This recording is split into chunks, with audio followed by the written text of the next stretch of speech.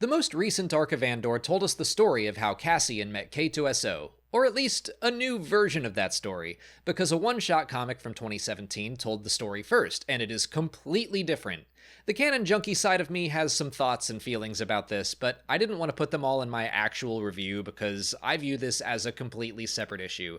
I think the latest arc of Andor was absolutely phenomenal, some of my favorite Star Wars storytelling ever, and I didn't want to bog down a discussion of incredible filmmaking and real issues with my nerd whining that only a handful of people will actually care about or even notice.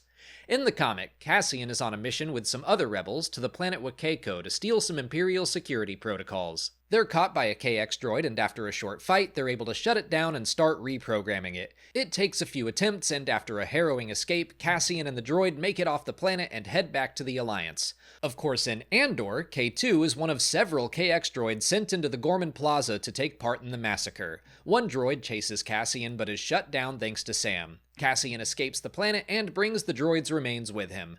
So this origin story has been completely changed, which is a sticking point in my brain, but I'll reiterate that this arc of Andor was so good that despite this issue, I still think it's pretty much perfect. Discrepancies in Star Wars canon have popped up before this, but I would consider this to be the most difficult change to ignore, at least as someone who tries to read and watch everything.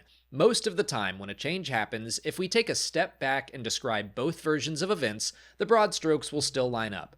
For example, in this exact same arc, Mon Mothma delivers a speech condemning Emperor Palpatine for the events on Gorman. We also see a bit of that speech in Star Wars Rebels, and the Imperials do specify that it's treasonous marks in the Senate. The words of the speech are different, but the basic message is the same, so canon doesn't always line up as a perfect one-to-one, but I've been fine with some of the finer details changing.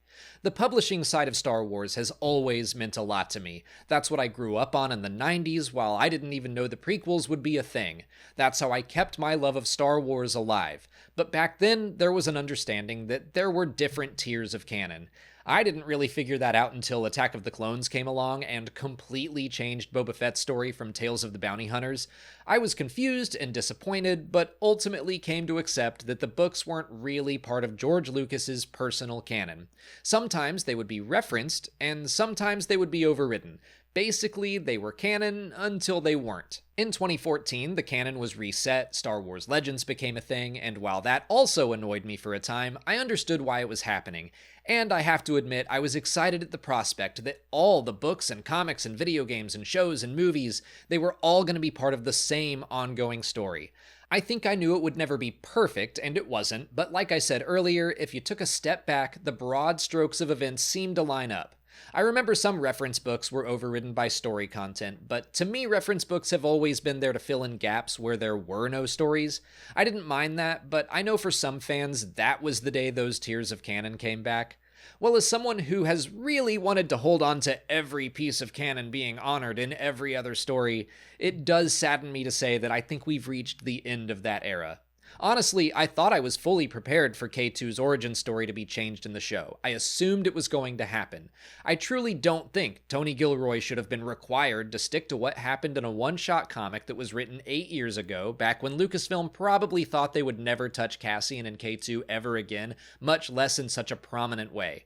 I didn't even really like the comic. I thought K2's origin there was lackluster, but I still found myself hoping the comic would get some sort of shout-out, kinda like when Andor Season 1 contradicted a reference book by changing Cassian's homeworld from Fest to Kenari, but then they said Fest was a cover story.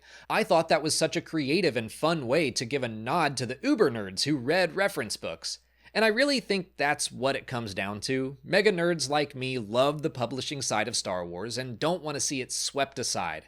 And to be clear, I do not think Lucasfilm is going to make a habit of this. I don't think they want to change what's already been established. I also don't think the team behind Andor made this change lightly.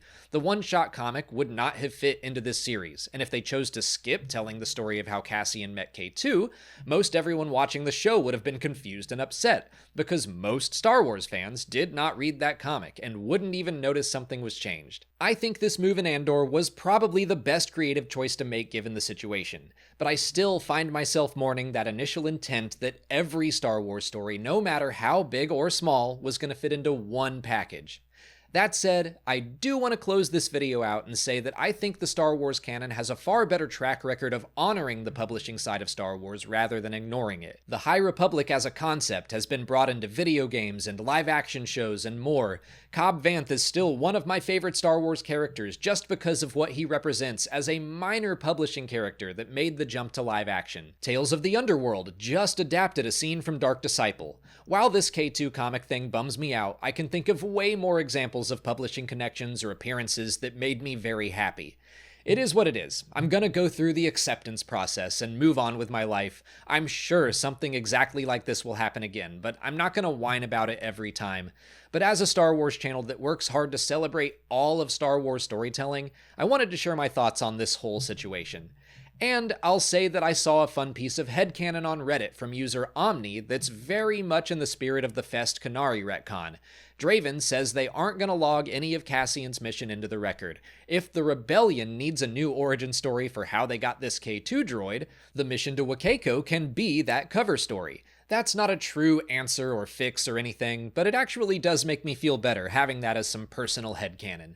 So let me know how you feel about the Cassian and K2 comic and Andor in the comments. If you haven't already, please like this video, subscribe to the channel, follow us on our socials, and consider checking out our Patreon page. As always, thanks for watching, and may the Force be with you.